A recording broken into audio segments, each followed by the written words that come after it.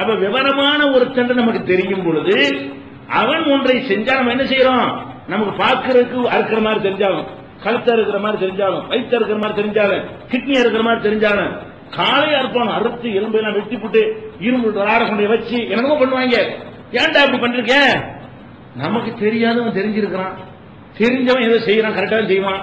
அப்ப சின்ன ஒரு அறிவு உள்ள ஒரு மனுஷன் அறிவாளி நீங்க ஏத்துக்கிட்டீங்கன்னு சொன்னா அவன் செய்யற காரியம் வெளிப்படையா பார்க்கும் பொழுது நமக்கு ஏற்றுக்கொள்ள முடியாவிட்டாலும் நம்ம என்ன செய்யறோம்? அதை ஏற்றுக்கொள்றோம், கட்டுப்படுறோம். ஏன்? நமக்கு தெரியல, இவர் அறுக்கிற மாதிரி தெரியுது, ஆனால் இது சாதாரண ஆளா இருக்கிற மாதிரி இவர் அறுக்க மாட்டாரு, இவர் உயிர் போகாத வகையிலையும் பாதிப்பு இல்லாத வகையிலையும் அதுக்குரிய ரத்தங்கள்லாம் ஏற்றி வைத்துக் கொண்டு அதுக்கு என்னென்ன முன் செட்டப் செய்யணுமோ அதெல்லாம் செய்து வைத்துக் கொண்டு அறுத்தத அந்த கோளாறு மட்டும் நீக்கி கரெக்ட் பண்ணிடுவாருன்னு நினைக்கும் பொழுது யாராவது டாக்டருடைய செயலை எதிர்க்கிறோமா? அப்ப டான பார்த்தா என்னவா தெரியும்? அறுக்கிறாங்கிறது தெரியும். வெளியேன்னு பார்த்தா என்ன செய்யும்? இந்த ஆபரேஷன் மருத்துவம் இந்த மாதிரி நாலேஜே இல்லாத காட்டுவாசி ஒருத்தனை கூட்டு வந்து அவர் கண்ணாடிக்கு உள்ள கண்டு அப்போல வச்சு காட்டுனா என்ன செய்வான்? கதிரிவான், ரெண்டு அறுக்குறீங்க. ஒரு காட்டுவாசி, அவனுக்கு ஆபரேஷன் தெரியாது, அவனுக்கு என்ன இந்த டீட்டெயில் ஒண்ணு விளங்காது வைங்க. ஒரு ஆளுக்கு ஆபரேஷன் பண்றா டாக்டர், கண்ணாடி கொண்டு வச்சு ஆபரேஷன் பண்ணிட்டு இருக்காரு, இவன் கூட்டிட்டு வரலையே, என்ன செய்வான்? கதறிடுவான். அதே இரண்டா இருக்கிறீங்க, வைத்து இருக்கிறீங்க, கொள்றாடா இல்லையா? அப்ப ஏன் அவன் அறிவாளின்னு தெரியல அவனுக்கு. ஏனால தெரியல? இந்த டாக்டர் என்பவன் இவன் கொள்றதுக்கா இருக்கல, இவன் ஒரு விவரத்தோட தான் இருக்கிறான் என்பது தெரியாத காரணத்தினால அவன் வந்து கொந்தளிச்சு போயிடுறான். நீங்க தெரிஞ்ச காரணத்தினால சரியா இருக்குன்னு நினைச்சிட்டு இருக்கல இல்லையா? அப்ப இது வந்து உங்களுக்கு வறுமையை தரணும் யார் கிருக்கனா? உங்களுக்கு நோயை தந்த கிருக்கனா? சில ட்ரீட்மெண்ட் அவன் அதிரடியா சில செய்யறான்னு சொன்னா அதெல்லாம் ஒரு மருத்துவம். உங்களுக்கு சில கோளாறுகளை இறைவன் தருகிறான் என்று சொன்னால் அதுக்குள்ள ஒரு ட்ரீட்மெண்ட் இருக்கிறது. அந்த ட்ரீட்மெண்ட் என்னன்னு பின்னாடி சொல்லுவோம், தனித்தனியா பிரிக்கும் பொழுது. அப்ப அவன் செய்யறான்னு சொன்னா நமக்கு வறுமையை தர்றான், இதுதான் நமக்கு நல்லதுன்னு நினைச்சுதான் அவன் தர்றான். அவன் செய்வது கரெக்ட் நினைச்சா என்ன செய்யறான்? தர்றான். நமக்கு புரியல, நம்ம காட்டுவாசி மாதிரி இருக்கிறோம். நம்ம கரெக்டா விளங்கியிருந்த இறைவனை பற்றி சரியான முறையில் விளங்கி இருந்தோமே, ஆனால் இது தப்பா தெரியாதுன்னு விளங்கி இருக்கணுமா இல்லையா? நீங்க வந்து ஒரு டிவி வாங்குறீங்க, டிவி ரிப்பேரா போச்சு, அங்க கொண்டு போறீங்க ரிப்பேர் பண்ற இடத்துக்கு. அவன் டிவி பக்கத்தை உடைச்சி அதை சூடு வச்சு இதெல்லாம் புடுங்குவான். ஐசி சரியில்லம்மா, அது சரியில்லம்மா, இது சரியில்லம்மா, ஒன்னையா புடுங்குவான். பார்க்கும்போது செய்யும், இத்தனை லட்ச ரூபா கொடுத்து வாங்கிட்டு வந்தோமே, துபாயில இருந்து கொண்டு வந்தோமே, இப்படி போட்டு கலட்டுறாங்களே, பிரிச்சு அக்குவேர் ஆணி வேற பிரிக்கிறானு தெரியும். அது யாருக்கு தெரியும்? விவரம் இல்லாம இருந்தா தெரியும், நமக்கு தெரியறது இல்லைங்க. இப்படி நிறைய பார்த்ததுனால குழப்பம் இல்ல. இது எங்க தெரியாத ஒருத்தன் கூட்டு வந்து வைங்க, ஏன்டா நல்லா இருக்கிற போட்டு ஓபன் பண்றான், இப்படி அறுக்கிறான், சூடாக்குறான், ஒன்னா புடுங்குறான், என்னடா அது நல்லா இருக்கிற கெடுக்கிறீங்க நடப்பனா இல்லையா? ஆனால் அது அறிவாளி செய்யறான்னு நம்ம எடுத்துக்கொள்ளும் பொழுது பார்வைக்கு அது ஒரு டிஃபரெண்டா தெரிஞ்சாலும் நம்ம என்ன செஞ்சிடறோம்? சகிச்சு கொடுக்கணும். ஒரு தையல் கடையில கொண்டு துணியை கொண்டே கொடுக்குறீங்க, அவன் கச்சரினால வெட்டுறான், சமத்தா இருக்கணும், ஏன்டா வெட்டுற வெட்டதான் செய்வான். அதே நேரத்தில் ஏட்ட கொண்டா சரி நான் வெட்டுன்ற, அப்ப என்ன செய்வீங்க? ஏன் சட்டையை வெட்டுற துணியை வெட்டுறேன்னு கேட்பீங்க. ஏன்னா டெய்லர் படிக்காத ஒரு நாள் ஏன்ட்ட ஒரு துணியை கொண்டாந்து கொடுக்குறீங்க, நான் கத்திரி எடுக்கிறேன், நான் வெட்டுறேன்னு என்ன செய்வீங்க? என்னைக்கு இருக்குன்றீங்க. ஏன்டா நல்ல துணியை கொடுத்தா ஏன்டா வெட்டுறீங்க? ஒரு தையக்கடையில் கொண்டே கொடுங்க, நான் அதான் செய்யறான், பேசாம இருக்கிறீங்க. அவன் வெட்டுறது வந்து ஒரு கணக்கா வெட்டுவான், வெட்டுற மாதிரி தெரியும், அவன் ஒரு விஷயத்தோட வெட்டுறான். அவன் வந்து இதை பத்தி நல்லா அறிஞ்சிருக்கிறான், இதை வந்து சேதாரம் இல்லாம இதை விட நல்லதாக்குற கலை அவனுக்கு தெரியும், அதுக்காக வேண்டி அதை செய்யறான் அப்படின்னு நினைக்கும் பொழுது அது சேர்த்துக்கிறீங்களா இல்லையா?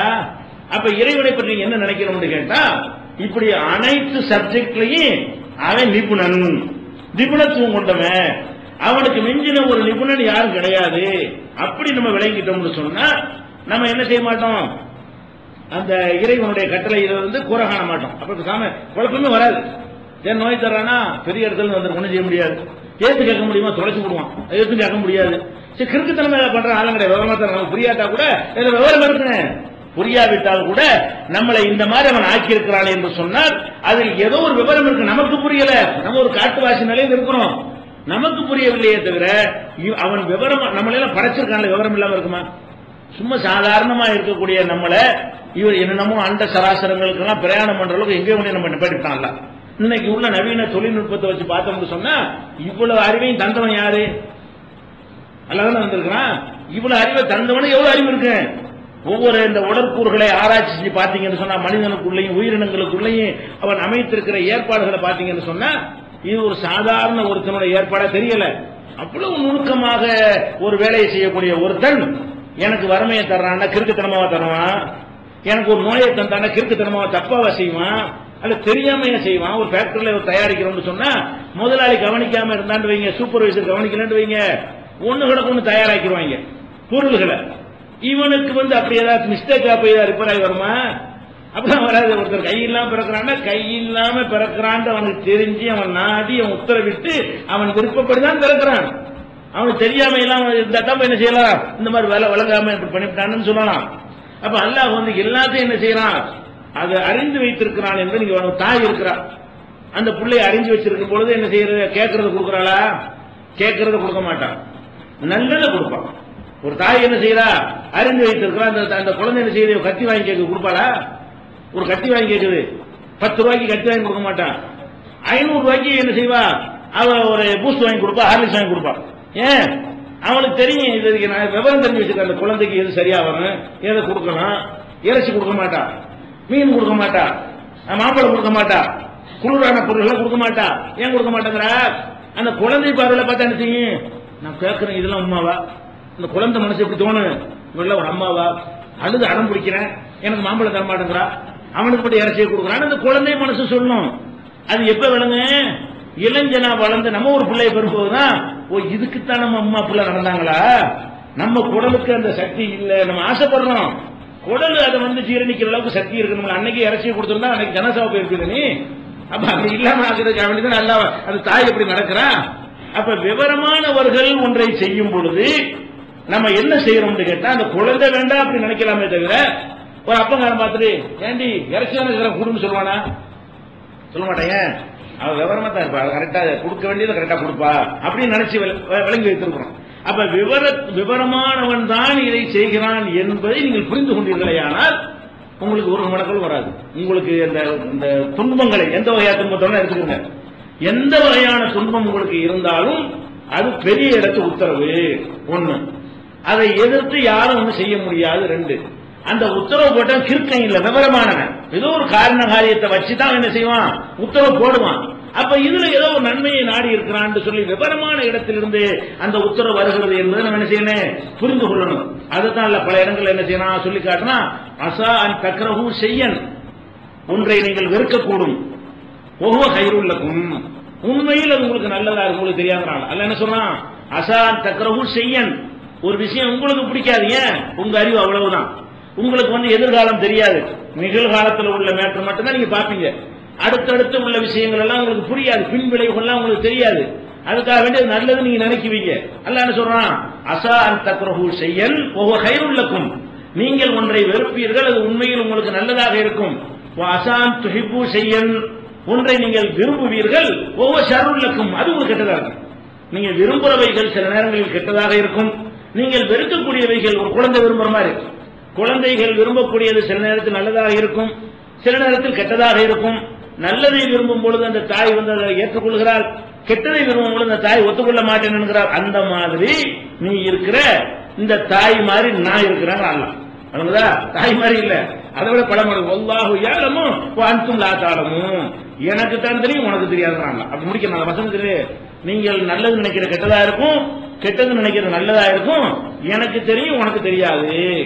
உனக்கு என்ன தெரியும், எனக்கு பணம் இல்லையேங்கிற மட்டும்தான் தெரியும், ஏன் இல்லைன்னு உனக்கு தெரியாது. எனக்கு நோய் வந்துருச்சு என்று மட்டும்தான் உனக்கு தெரியும், ஏன் வந்துச்சுன்னு உனக்கு தெரியாது, எனக்கு தான் தெரியும். அப்ப ஏன் உனக்கு அந்த நோயை கொடுத்தேன் என்பது எனக்கு தெரியுமே தவிர உனக்கு தெரியாது அப்படின்றதுக்காக வேண்டி 2வது அத்தியாயத்தில் 216வது வசனத்தில் எல்லாம் சொல்லி காட்டுகிறான்.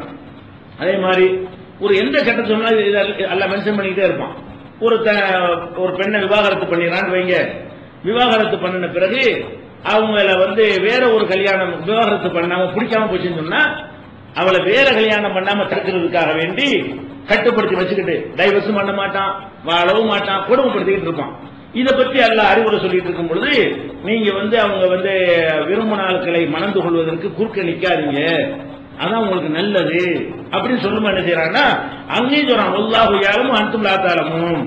இது ஏன் சொல்றேன்னு கேட்டா, இது எனக்கு தெரியும் உனக்கு தெரியாது. நீ பாட்டு கட்டுப்படுத்தி வச்சேன்னு வை, அம்மிக்கல்ல போட்டு காலி விட்டு போயிடுவான், விஷத்தை கலந்து உன்னை கொண்டுட்டு போயிடுவான். அதான் எனக்கு தெரியும். நீ என்ன செய்யற, நானா நீ நாட்டு பார்த்துட்டு இருக்கிற, ஜம்பா அடிக்கிறடா, நீ ஒரு பிடிக்காத ஒருத்தையும் பொண்டாட்டி வச்சுட்டு இருக்கிற, என்னை விட்டுருங்கன்னா விட்டுரு, அவன் வேணாங்கிற ஏன் வச்சுக்கிட்டு இருக்கிற, இதனுடைய நன்மை உனக்கு விளங்காது, லாலிக்கு அஸ்காலக்கும் வாத்துகள் இதான் உனக்கு நல்லது, உனக்கு சிறந்தது. வல்லாஹு யஅலமு அன்தும் லா தஅலமூன், எனக்கு தெரியும் உனக்கு தெரியாது. சொல்றேன், நான் சொல்றேன், இதுதான் கரெக்டா. அவங்க எதை சொன்னாலும் அதை சேர்த்துக்குருவான்ல. நம்ம இஷ்டத்துக்கு சில நல்ல நிலை செய்வோம், அந்த மிஸ்டேக்கை சுட்டி காட்டும் போதெல்லாம் இப்படி செய்வான். இது 2வது அத்தியாயத்தில் 232வது வசனத்தில் இருக்கிறது. அதே மாதிரி பல விஷயங்கள் நமக்கு தெரியாம இருக்கிறத சுட்டி சுட்டி காட்டுறான்ல. நமக்குலாம் உயிர் இருக்கிறது. உயிர்ந்தா என்ன ஒருத்தன் இது வரைக்கும் சொல்றது கிடையாது. என்ன என்னென்ன விஞ்ஞானிகள் அவன் வந்துட்டான், நோபல் பரிசு வாங்கிட்டான்னு சொல்றானே, எவனாச்சும் இதுக்கு தீர்வு சொன்னான? உயிர்ண்டா என்ன ஒண்ணுமே சொல்ல முடியாது. இதே மாதிரி தான் இருக்கிறோம், திரும்பி போயிடறான். வயசாகி போய் கலந்து போனா செத்து போயிடறான்னு கிடையாது. 25 வயசு வாலி பண்ணாலும் புதுக்குன்னு போயிடறான், உட்கார்ந்து மணிக்கு போயிடறான். ஏன் போனான்னு தெரியல. செத்தவதுக்கு பிறகு உயிரோட இருக்கணும் ஒரே மாதிரி தான் இருக்குது, ஒரு டிஃபரெண்ட் தெரிய மாட்டேங்குது. ரத்தம்லாம் இருக்குதான் செய்யுது, எல்லாம் இருக்குது, உயிரை காணாங்கிறோம். அப்ப என்ன உயிர்னு ஒண்ணு இருக்குது விலங்குல. இதை பத்தி ரசூலுல்லாஹ் கேட்கறாங்க, எஸ் அளவுன்னு காணி ரூஹி, ரூஹுண்டா என்னன்னு கேட்கறாங்க. புல் நபியை நீங்கள் சொல்லுங்கள், அர்-ரூஹு மின் அம்ரி ரப்பி, ரூஹுன்னு சொன்னா என்னுடைய உத்தரவு தான், வேற ஒன்றும் கிடையாது. ஆர்டர் இருந்தா இருக்கும் போனது, அவ்வளவுதான். அது மெட்டீரியல் உன்னுடைய ஆய்வு கூடத்தெல்லாம் சோதிக்கிறார். அல்ல பதில் என்ன செய்யறான், உன்னுடைய ஆய்வு கூடத்தில் ஒரு மனுஷனை கொண்டு சோதிச்சு பார்த்து உயிரிடா என்னன்னு கண்டுபிடினா கேமராவிலையும் கண்டுபிடிக்க முடியாது. ரூஹுண்டா ஆர்டர் தான். ரூஹு மின் அம்ரி ரப்பி, ரப்புடைய ஆர்டர் தான் உயிர்ங்கிறது. எனக்கு இயங்கணும்னு ஒரு ஆர்டர் போடுறானா அது உயிர். ஆர்டர் நீக்கிதான் உயிர் இல்லை அவனுக்கு. ஆர்டர் அந்த உத்தரவு நீ இருக்கிற வரைக்கும் உயிர் இருக்கு. என்னுடைய ஆர்டர் தான் உயிர் என்று சொல்லிவிட்டு, இது உனக்கு புரியலையில ஊத்தித்து மின்னல் இன்மை இல்லா கலீலா, உனக்கு கொடுத்து கொஞ்சம்டா, உனக்கு கொடுத்த அறிவு என்ன இருக்கு, நீ எனக்கு நிகர அறிவு நினைச்சிட்டு இருக்கிறியா? உனக்கு ரொம்ப கம்மியா கொடுத்திருக்கிறேன். ஒரு ஆர்டர்ல எப்படி இதெல்லாம் இயங்குதுங்கிறது எனக்கு தெரியும், உனக்கு தெரியாது. ஒரு ஆர்டர் கொடுத்தா எல்லாமே என்ன செய்யறேன், செஞ்சுக்கிட்டு இருக்கிறேன்னு சொல்வதை 17வது அத்தியாயத்தில் 85வது வசனத்தில் எல்லாம் சொல்லி காட்டுறான். அதே மாதிரி நம்ம நோயாளிப்பட்டிருக்கிறோம், இவ்வளவு கஷ்டப்பட அல்லாஹ் தெரியாதோ, அவன் கர்ம தெரிஞ்ச நம்மளுக்கு இப்படி விட்டுருப்பானா அப்படி நினைக்க இயலுமா? அப்படியும் முடியாது. ஏன் அவன் என்ன செய்வான், ஏலமுமா பில் பர்ரி, தரையில் உள்ளதும் தெரியும், ஒல் பஹரி கடல்ல இருக்கிறது எனக்கு தெரியும், ஒமா தஸ்கூத்து மின் வரக்கத்தின், ஒரு மரத்துல ஒரு இலை கீழே விழுது, அது கூட இல்லா ஏலமுகா, அவனுக்கு தெரியாம இருக்காது. ஒரு இலை கீழே விழும்போது தெரியாம இருக்கா, நீ கீழே விழுந்தா தெரியாம இருக்குமா அவனுக்கு? எல்லாம் என்ன சொல்றான், ஒரு இலை கீழே விழுந்துருச்சுன்னா அதுவும் எனக்கு தெரியும். அப்போ உனக்கு நோய் வந்திருக்குன்னு அவனுக்கு தெரியாம இருக்கு, தெரிஞ்சுதான் தர்றான். அதுக்கு ஒரு காரணம் இருக்கு. விவரமுள்ள ஒருத்தனுடைய முடிவா இருக்கிறதுனால அதுல ஒரு நன்மை இருக்கும். இப்படி மட்டும் நினைத்து பாருங்கள், உங்களுக்கு மன அழுத்தம் இருக்குமான்னு பாருங்க. இதை கரெக்டா உள்ளுக்குள்ள உருப்போட்டு கொண்டு வந்தீர்களே ஆனால் மன அழுத்தம் இருந்த இடம் தெரியாமல் ஓடி போய்விடும், எந்த துன்பம் இருந்தாலும் சரி. அது மாதிரி அல்லாஹ் இது என்ன சொல்றான், உலா ஹப்பத்தின் உருமாத்தில் அருளி, பூமியுடைய அதல பாதாளத்துக்கு உள்ள ஒரே ஒரு விதை, ஒரு நெல், ஒரு கோதுமை இருக்குது, ஒரு கடுகு, அதுவும் தெரியும் எனக்கு. அல்லாஹ் என்ன சொல்றான், ஒரு மரத்தில் ஒரு இலை விழுந்தாலும் இந்த வேப்ப மரத்தில் இருந்து ஒரு இலை இத்தனை மைக்ரோ செகண்ட்ல விழுந்திருக்கிறது அப்படிங்கிறது என்ன செய்யும், அவனுக்கு விழுவதற்கு முந்தையும் தெரியும், விழுந்த உடனேயும் தெரியும். ஒரு அகல பாதாளத்தில் புதைந்து கிடக்கிற ஒரு கடுகா இருந்தால் நமக்கு மேல ஒரு ஊசியை போட்டா தேடுவதற்கு என்ன செய்யணும், போக்கஸ் பண்ணி பார்த்துக்க தேடுற அளவுக்கு நம்ம இருக்கிறோம். மேல தரை மட்டத்தில் விழுந்த ஒரு பொருளை கூட நம்மால் பார்க்க முடியவில்லை. அவன் அந்த மாதிரி எனக்கு தெரியுங்கிறான். ஒலா ரத்தபின் உலா யாபிசின், ஈரமானதா காஞ்சதா எதுவா இருந்தாலும் இல்லாத கிதாபின் முபீன், தெளிவான பதிவேட்டில் ரெக்கார்டு பண்ணி வச்சிருக்கிறேன், ஃபைல் வேற தனியா வச்சிருக்கிறேன், எனக்கு தெரியவும் செய்யும். ஃபைல் பார்த்தா என்ன செய்யும், ஃபைல் வேற எழுதி வச்சிருக்கான்ல, இந்த இடத்துல இந்த கடுகு கிடந்துகிட்டு இருக்கிறது அப்படிங்கிறது ரெக்கார்டு வேற வச்சிருக்கேங்கிறான்ல. இது எங்க இருக்கு 659. அப்ப என்ன விளங்கனே, நமக்கு எந்த ஒரு துன்பம் வந்தாலும் அவனுக்கு தெரியும், அவன் எல்லாம் அறிந்தவன் தான், அவனுக்கு சொல்லி கொடுத்து செய்கிற அளவுக்கு அவனுக்கு கிடையாது, ஏதோ ஒரு விஷயத்துக்காக செய்கிறான் அப்படின்னு விளங்கிக் கொள்ள வேண்டும். அதே மாதிரி நீங்கள் வெளிப்படை, குர்ஆன்ல நிறைய இடத்துல வரும், நீங்கள் வெளிப்படையா பேசுற எனக்கு தெரியும், உள்ளத்துல மறைச்சு வச்சாலும் தெரியும், இந்த மாதிரி கருத்துப்பட பல விஷயங்களை அல்லாஹ் என்ன செய்யறான், சொல்லி காட்டுகிறான். அப்ப நீங்க 3வது விளங்கிக் கொள்ள வேண்டிய விஷயம் இது என்னது, இந்த உலகத்தில் நமக்கு எந்த துன்பங்களோ இன்பங்களோ வந்தாலும் பெரிய இடத்து உத்தரவு, அவன் யார்த்தையும் ஆலோசனை நடக்கக்கூடியவன் எதிர்த்து கேள்வி கேட்க முடியாது. ஆனா விவரமானவன்